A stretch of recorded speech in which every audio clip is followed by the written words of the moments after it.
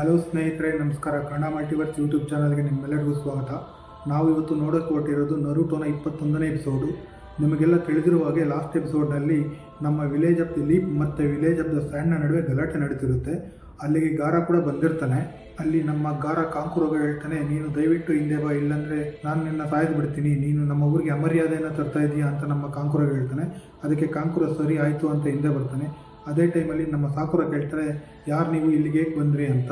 ಆಗ ನಮ್ಮ ಗಾರ ಟೀಮ್ನಲ್ಲಿ ಒಬ್ಬ ಹುಡುಗಿ ಇರ್ತಾಳಲ್ವ, ಅವಳ ಹೆಸರು ಟೇಮರಿ ಅಂತ. ಅವಳು ಹೇಳ್ತಾಳೆ, ನಮಗೆ ಇಲ್ಲಿಗೆ ಬರುವುದಕ್ಕೆ ಪರ್ಮಿಷನ್ ಇದೆ, ನಾವು ಇಲ್ಲಿ ಎಕ್ಸಾಮ್ಸ್ಗೋಸ್ಕರ ಬಂದಿದ್ದೀವಿ, ಇಲ್ಲಿ ಚುನಿನ್ ಎಕ್ಸಾಮ್ಸ್ ನಡೀತಿದೆ, ಅದಕ್ಕೋಸ್ಕರ ನಾವು ಇಲ್ಲಿ ಬಂದಿದ್ದೀವಿ ಅಂತ ಹೇಳ್ತಾಳೆ. ಆಗ ನಮ್ಮ ನರುಟೋ ಹೇಳ್ತಾನೆ, ಅಂತ ಒಂದು ಎಕ್ಸಾಮ್ ಇದೆ ಅನ್ನೋದೇ ನನಗೆ ಗೊತ್ತಿಲ್ಲ ಅಂತ. ಆಗ ನಮ್ಮ ಕೊನೊಹಮರು ಹೇಳ್ತಾನೆ, ಬಾಸ್ ಇಲ್ಲಿ ಗೆನಿನ್ ಟು ಚುನಿನ್ ಎಕ್ಸಾಮ್ಸ್ ನಡೀತಿದೆ ಬಾಸ್ ಅಂತ, ಅಂದರೆ ಗೆನಿನಿಂದ ಚುನಿನ್ ಆಗೋ ಎಕ್ಸಾಮ್ಸ್ ನಡೀತಿದೆ ಅಂತ. ಆಗ ನಮ್ಮ ನರುಟೋ ಓಕೆ ಅಂತ ಹೇಳ್ತಾನೆ. ಅದೇ ಟೈಮಲ್ಲಿ ನಮ್ಮ ಸಾಸ್ಗೆ ಕೆಳಗಿಳಿದು ಕೇಳ್ತಾನೆ, ನೀವು ಯಾರು, ನಿಮ್ಮ ಐಡೆಂಟಿಟಿಯನ್ನು ರಿವೀಲ್ ಮಾಡಿ ಅಂತ. ಆಗ ನಮ್ಮ ಗಾರ, ನಾನು ಗಾರ ಆಫ್ ದಿ ಡೆಸರ್ಟ್ ಅಂತ ಹೇಳ್ತಾನೆ. ಅಷ್ಟೇ ಅಲ್ಲದೆ ನಿನ್ನ ಬಗ್ಗೆ ಕೂಡ ತಿಳ್ಕೊಬೇಕು ಅಂತ ಆಸೆ ಇದೆ, ನಿನ್ನ ಹೆಸರೇನು ಅಂತ ಕೇಳ್ತಾನೆ.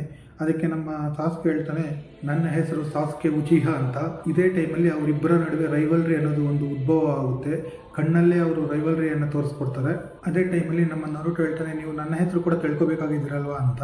ಅದಕ್ಕೆ ನಮ್ಮ ಗಾರ, ನಿನ್ನಂಥ ವೆಸ್ಟ್ ಫೆಲೋ ಬೇಡ ನನಗೆ ಅಂತ ಅಲ್ಲಿಂದ ಹೊರಟೋಗ್ತಾರೆ. ನಮ್ಮ ಸಾಸ್ಕೆ ಥಿಂಕ್ ಮಾಡ್ತಾನೆ, ಈಗ ಥಿಂಗ್ಸ್ ಎಲ್ಲ ಒಂದು ಇಂಟ್ರೆಸ್ಟಿಂಗ್ ಆಗಿ ಟರ್ನ್ ಆಗ್ತಿದೆ ಅಂತ. ಇದೇ ಟೈಮಲ್ಲಿ ಮರದ ಮೇಲಿಂದ ಯಾರೋ 3 ಜನ ಇವರ ಇಬ್ಬರ ಗಲಾಟೆಯನ್ನು ನೋಡ್ತಿರ್ತಾರೆ. ಅದೇ ಟೈಮಲ್ಲಿ ಅವ್ರು 3 ಜನರಲ್ಲಿ ಒಬ್ಬ ಕೇಳ್ತಾನೆ, ನೀನು ಏನ್ಕೊಂಡಿದ್ದೀಯ ವಿಷಯ ಅಂತ. ಆಗ ಅವನು ಹೇಳ್ತಾನೆ, ಇವರೆಲ್ಲ ವೇಸ್ಟ್ ಫೆಲೋಸ್, ಆದರೆ ಆ ಉಚಿಹಾ ಇದ್ದಾನಲ್ವಾ, ಅವನ ಬಗ್ಗೆ ಸ್ವಲ್ಪ ಕೇರ್ ಮಾಡಲೇಬೇಕು ಅಂತ ಹೇಳ್ತಾನೆ. ಇನ್ನೊಂದು ಕಡೆ ಶಾಲೆಯಲ್ಲಿ ನಮ್ಮ ಊರಿನ ದೊಡ್ಡವರು ಪ್ಲಸ್ ಟೀಚರ್ಸ್ ಎಲ್ಲ ಒಂದು ಹತ್ರ ಸೇರಿರ್ತಾರೆ. ಆಗ ಊರಿನ ದೊಡ್ಡವರು ಕೇಳ್ತಾರೆ, ನಿಮ್ಮ ಟೀಮಲ್ಲಿ ಯಾರಾದರೂ ಈ ಎಕ್ಸಾಮ್ಸ್ಗೆ ಕ್ವಾಲಿಫೈ ಆಗಿದ್ದಾರಾ ಅಂತ. ಸೊ ಅದರಲ್ಲಿ 3 ಜನನ ಕರೀತಾರೆ ನಮ್ಮ ಊರಿನ ಹೆಡ್ಡು. ಅವರು ಕಕಾಶಿ, ಆಜುಮಾ ಮತ್ತು ಕುರೇನಾಯ್ ಅಂತ. ಈ 3 ಜನನ ಕೇಳ್ತಾರೆ, ನೀವು ನಿಮ್ಮ ಟೀಮ್ನಲ್ಲಿ ಯಾರನ್ನು ಸೆಲೆಕ್ಟ್ ಮಾಡಬೇಕು ಅಂದ್ಕೊಂಡಿದ್ದೀರಿ, ಈ ಎಕ್ಸಾಮ್ಗೆ ಯಾರು ಕ್ವಾಲಿಫೈ ಆಗಿದ್ದಾರೆ ಅಂತ. ಅದಕ್ಕೆ ನಮ್ಮ ಕಕಾಶಿ ಅವರು ಹೇಳ್ತಾರೆ, ನನ್ನ 3 ಜನ ಸ್ಟೂಡೆಂಟ್ಸು ಸಾಸುಕೆ, ಸಾಕುರ, ನಾರುಟೋ 3 ಜನನೂ ಆಗಿದ್ದಾರೆ ಅಂತ. ಮತ್ತು ಆಜುಮಾ ಬಂದು ಹೇಳ್ತಾರೆ, ಈನೋ, ಶಿಕಾಮರು, ಚೋಜಿ ಈ 3 ಜನನೂ ಕೂಡ ಪ್ರಿಪೇರ್ ಆಗಿದ್ದಾರೆ ಈ ಎಕ್ಸಾಮ್ಗೆ ಅಂತ ಹೇಳ್ತಾರೆ. ಹಾಗೆ ನಮ್ಮ ಕುರೇನಾಯ್ ಸೆನ್ಸೈ ಕೂಡ ಬಂದು ಹೇಳ್ತಾರೆ, ಕೀಬಾ, ನಿನ್ಕೇನ್, ಅಕಮಾರು ಮತ್ತು ಹಿನತ ಕೂಡ ಪ್ರಿಪೇರ್ ಆಗಿದ್ದಾರೆ, ಇವ್ರು 3 ಜನನೂ ಈ ಎಕ್ಸಾಮಲ್ಲಿ ಕ್ವಾಲಿಫೈ ಆಗ್ತಾರೆ ಅನ್ನೋ ನಂಬಿಕೆ ನನಗಿದೆ ಅಂತ ಹೇಳ್ತಾರೆ. ಆದರೆ ಅಲ್ಲೇ ಇದ್ದ ನಮ್ಮ ಇರುಕಾ ಸೆನ್ಸೈ ಅಡ್ಡ ಆಗ್ತಾರೆ. ಯಾಕೆ ಅಂದರೆ ನಮ್ಮ ಹುಡುಗರು ಇನ್ನೂ ಚಿಕ್ಕ ವಯಸ್ಸಿನವರು. ಸೊ ನಮ್ಮ ಇರುಕಾ ಸೆನ್ಸೈ ಏನು ಹೇಳ್ತಾರೆ ಅಂದರೆ, ನಾನು ಈ ಎಕ್ಸಾಮಲ್ಲಿ ಅಟೆಂಡ್ ಆದಾಗ ನಾನು ನರುಟೋಗಿಂತ 6 ವರ್ಷ ದೊಡ್ಡವನಾಗಿದ್ದೆ, ನರುಟೋ ಈಗ ಅಟೆಂಡ್ ಆದರೆ ಅವನ ಜೀವನ ನಾಶ ಆಗುತ್ತೆ, ನಮ್ಮ ನರುಟೋ ಫೈಲಾಗೋ ಸಾಧ್ಯತೆಗಳು ಜಾಸ್ತಿ ಇದೆ, ಸೊ ಇದರಿಂದ ಅವರ ಜೀವನ ನಾಶ ಆಗುತ್ತೆ, ನರುಟೋ ನನ್ನ ಸ್ಟೂಡೆಂಟು, ನಾನು ಇದಕ್ಕೆ ಒಪ್ಪೋದಿಲ್ಲ ಅಂತ ಹೇಳ್ತಾನೆ. ಆದರೆ ನಮ್ಮ ಕಕಾಶಿ ಅವರು ಹೇಳ್ತಾರೆ, ನೀನು ನರುಟೋನ ಸ್ವಲ್ಪ ದಿನಗಳಿಂದ ನೋಡಲಿಲ್ಲ, ಅವರೀಗ ನನ್ನ ಸ್ಟೂಡೆಂಟ್ಸು, ಅವ್ರ ಬಗ್ಗೆ ನಿಮಗೆ ಅಷ್ಟೊಂದು ಗೊತ್ತಿಲ್ಲ ಅಂತ ಹೇಳ್ತಾನೆ. ಅದೇ ಟೈಮಲ್ಲಿ ನಮ್ಮ ಕುರೇನಾಯ್ ಕೂಡ ಸಾಕು, ಇಲ್ಲಿಗೆ ನಿಲ್ಲಿಸಿ ಅಂತ ಹೇಳ್ತಾಳೆ. ಬಟ್ ನಮ್ಮ ಊರಿನ ದೊಡ್ಡವರು ಸೆಂಟ್ರಲ್ ಬಂದು ಇರುಕಾ ಸೆನ್ಸೈಗೆ ಹೇಳ್ತಾರೆ, ಇರುಕಾ ಸೆನ್ಸೈ ಇಲ್ಲಿಗೆ ನಿಲ್ಲಿಸು ಅಂತ. ಸೊ ಇದಾದ ಕೂಡಲೇ ಏನು ಅಂದರೆ, ನಮ್ಮ 9 ಜನ ಸ್ಟೂಡೆಂಟ್ಸು ಕೂಡ ಈ ಎಕ್ಸಾಮ್ಗೆ ಪ್ರಿಪೇರ್ ಆಗಬೇಕು ಅಂತ ಅರ್ಥ. ಯಾಕಂದರೆ ಇವರು 9 ಜನರ ಹೆಸರನ್ನು ಕೊಟ್ಟಿರೋದ್ರಿಂದ ಇವರು ಜನಿನ್ನಿಂದ ಚುನಿನ್ಗೆ ಸೆಲೆಕ್ಟ್ ಆಗಬೇಕು ಅಂದರೆ ಇವರು ಕೊಡುವ ಎಲ್ಲ ಎಕ್ಸಾಮ್ನಲ್ಲಿ ಇವರು ಪಾಸ್ ಆಗಬೇಕು. ಇದಾದ ನಂತರ ನಮ್ಮ 3 ಜನ ನರುಟೋ, ಸಾಸ್ಕೆ ಹಾಗೂ ಸಾಕುರ ಒಂದು ಹತ್ರ ವೆಯ್ಟ್ ಮಾಡ್ತಿರ್ತಾರೆ.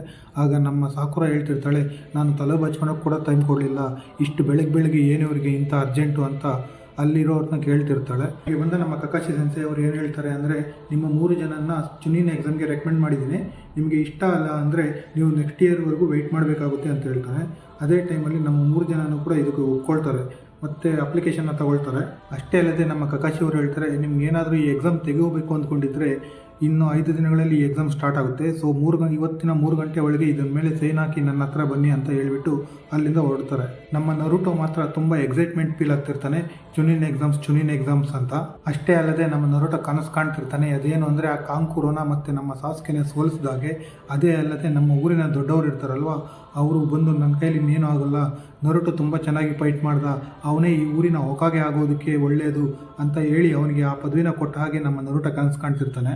ಇದೇ ಟೈಮಲ್ಲಿ ನಮ್ಮ ಸಾಸ್ಕೆ ಕೂಡ ಥಿಂಕ್ ಮಾಡ್ತಿರ್ತಾನೆ, ಏನು ಅಂದರೆ ಗಾರ ಜೊತೆ ಫೈಟ್ ಮಾಡೋದಕ್ಕೆ ನನಗೆ ಒಂದು ಚಾನ್ಸ್ ಬೇಕು ಅಂತ. ಬಟ್ ನಮ್ಮ ಸಾಕುರ ಇರ್ತಾಳೆ, ಅವಳು ಥಿಂಕ್ ಮಾಡ್ತಿರ್ತಾಳೆ, ಏನು ಅಂದರೆ ನಾನು ಸಾಸ್ಕೆನೇ ಸೋಲ್ಸೋಕ್ಕಾಗೋದಿಲ್ಲ, ಅಷ್ಟೇ ಅಲ್ಲದೆ ನರುಟೋನೇ ಫೈಟ್ ಮಾಡೋಕ್ಕೆ ನನ್ನ ಕೈಲಾಗೋದಿಲ್ಲ, ನಾನು ಇದರಲ್ಲಿ ಜಾಯ್ನ್ ಆಗಲಿ ಅಂತ. ಇನ್ನೊಂದು ಕಡೆ ಎಲ್ಲ ಊರಿನ ಸ್ಟೂಡೆಂಟ್ಸು ನಮ್ಮ ಲೀಪ್ ವಿಲೇಜ್ಗೆ ಎಂಟ್ರಿ ಕೊಡ್ತಿರ್ತಾರೆ ಈ ಎಕ್ಸಾಮ್ಸ್ಗೋಸ್ಕರ. ಈ ಕಡೆ ನಮ್ಮ ಕೊನೊಹಮರು ಮತ್ತು ಅವನ ಟೀಮ್ ಒಂದು ಹತ್ರ ಆಟ ಆಡ್ತಿರ್ತಾರೆ. ಅಲ್ಲಿಗೆ ನಮ್ಮ ನರುಟೋ ಕೂಡ ಬರ್ತಾನೆ. ಆಗ ನಮ್ಮ ಕೊನೊಹಮರು ನಮ್ಮ ನರುಟೋನ ಜಾಯ್ನ್ ಆಗೋದಕ್ಕೆ ಹೇಳ್ತಾನೆ.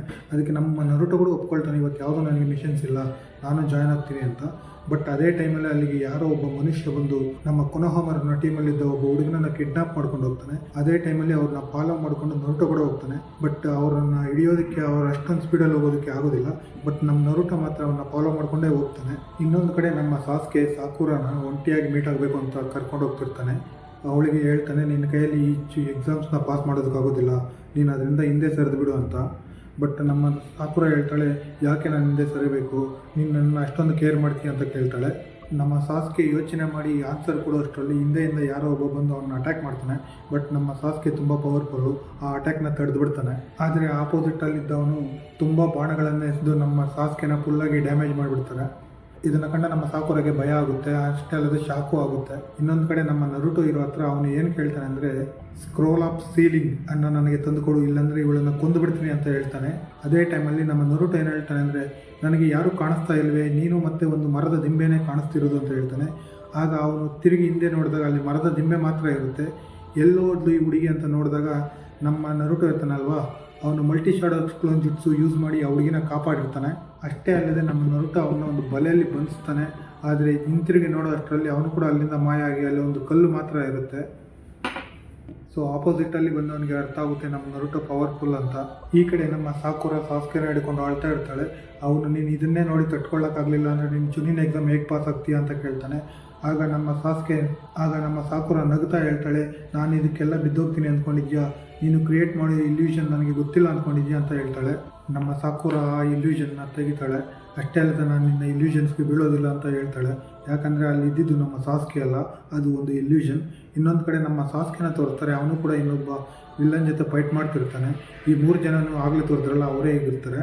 ಸೊ ನಮ್ಮ ಟೀಮ್ 7ನ ಅಟ್ಯಾಕ್ ಮಾಡಿದ್ದು ಯಾರು ಅಂದರೆ ನಮ್ಮ ಯುರುಕಾ ಸೆನ್ಸೈ. ಅವರನ್ನು ಕ್ಯಾಪಬಿಲಿಟೀಸ್ನ ಚೆಕ್ ಮಾಡೋದಕ್ಕೆ ಅಂತ ಆ ರೀತಿ ಬಂದು ಚೆಕ್ ಮಾಡಿರ್ತಾರೆ. ಅಷ್ಟೇ ಅಲ್ಲದೆ ಈಗ ನಮ್ಮ ಕಕಾಶಿ ಜೊತೆ ಬಂದು, ಹೌದು ಕಕಾಶಿ ನೀನು ಹೇಳಿದ್ದು ನಿಜಾನೇ, ಅವರು ತುಂಬ ಕೇಪಬಲ್ ಆಗಿದ್ದಾರೆ, ಈ ಎಕ್ಸಾಮಲ್ಲಿ ಅವರು ಡೆಫಿನೆಟಾಗಿ ಕ್ವಾಲಿಫೈ ಆಗ್ತಾರೆ ಅಂತ ಹೇಳ್ತಾನೆ. ಇನ್ನೊಂದು ಕಡೆ ಎಲ್ಲ ಸ್ಟೂಡೆಂಟ್ಸು ಒಂದು ಹತ್ರ ಸೇರಿರ್ತಾರೆ. ಚುನಿನ ಎಕ್ಸಾಮ್ಗೆ ಬಂದವರು ಅವರಲ್ಲೇ ಮಾತಾಡ್ಕೊಳ್ತಿರ್ತಾರೆ. ಏನು ಅಂದರೆ, ಈ ಚುನಿನ ಎಕ್ಸಾಮ್ ತುಂಬ ಕಷ್ಟ, ಇದರಲ್ಲಿ ಕೆಲವರು ಸತ್ತೋಗ್ಬೋದು, ಇನ್ನು ಕೆಲವರಿಗೆ ಕೈ ಕಾಲು ಡ್ಯಾಮೇಜ್ ಕೂಡ ಆಗ್ಬೋದು ಅಂತ. ಸೊ ಇಲ್ಲೇ ನಮ್ಮ ಟೀಮ್ 7 ಬಂದು ರಾಕ್ಲಿ ಮತ್ತು ನೆಜಿನ ನೋಡ್ತಾರೆ. ಗಾಯ್ ಸೆನ್ಸೆ ಅವರ ಟೀಮ್. ಇವರು ಗಾಯ್ ಯಾರು ಅಂದರೆ ನಮ್ಮ ಕಕಾಶಿ ಅವರ ಫ್ರೆಂಡು. ಇವ್ರನ್ನ ಮುಂದೆ ನೋಡೋಣ ನಾವು. ಇಲ್ಲಿ ರಾಕ್ಲಿ ಬಂದು ನಮ್ಮ ಸಾಕುರಗೆ ಪ್ರಪೋಸ್ ಮಾಡ್ತಾನೆ. ಬಟ್ ನಮ್ಮ ಸಾಕುರ ಒಪ್ಕೊಳೋದಿಲ್ಲ. ನೀನೊಬ್ಬ ವಿಯರ್ಡ್ ಗಾಯ್ ಅಂದರೆ ತುಂಬ ಡಿಫ್ರೆಂಟ್ ಆಗಿದೆಯಾ, ನನಗೆ ಇಷ್ಟ ಆಗಲಿಲ್ಲ ಅಂತ ಹೇಳ್ಬಿಡ್ತಾಳೆ. ಇದನ್ನು ಕೇಳಿದ ರಾಕ್ಲಿ ಕೂಡ ತುಂಬ ಬೇಜಾರಾಗ್ತಾನೆ. ಅಷ್ಟೇ ಅಲ್ಲದೆ ನಮ್ಮ ನರುಟೋ ಕೂಡ ಬೇಜಾರಾಗ್ತಾನೆ. ಯಾಕೆ ಅಂದರೆ ಅವನ ಹೆಸರನ್ನು ಯಾರು ಕೇಳಿ ತಿಳ್ಕೊಳ್ಳೋದಕ್ಕೆ ಇಷ್ಟಪಡೋದಿಲ್ಲ. ಅದರಿಂದ ಸೊ ಇಲ್ಲಿಗೆ ಈ ಎಪಿಸೋಡ್ ಮುಕ್ತಾಯ ಆಗುತ್ತೆ. ನೆಕ್ಸ್ಟ್ ಎಪಿಸೋಡಲ್ಲಿ ಮೀಟ್ ಆಗೋಣ. ನಿಮಗೆ ನಮ್ಮ ವೀಡಿಯೋಸ್ ಇಷ್ಟ ಆದರೆ ದಯವಿಟ್ಟು ಲೈಕ್ ಮಾಡಿ, ಕಾಮೆಂಟ್ ಮಾಡಿ, ಹಾಗೆ ನಮ್ಮ ಚಾನಲ್ನ ಸಬ್ಸ್ಕ್ರೈಬ್ ಮಾಡ್ಕೊಳ್ಳಿ. ಥ್ಯಾಂಕ್ ಯು, ತುಂಬ ಧನ್ಯವಾದಗಳು.